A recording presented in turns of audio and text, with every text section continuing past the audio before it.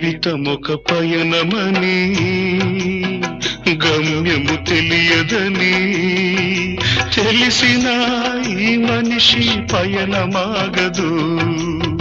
జననం ధర్మమని మరణం కర్మమని తెలిసిన జనన మరణ చక్రమాగదు. మరణం తథ్యమని ఏ జీవికి తప్పదని తెలిసిన ఈ మనిషి తపనాగదు.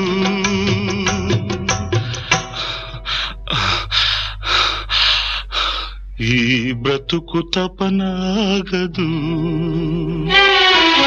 ఆగదు ఏ నిమిషము నీ కోసము.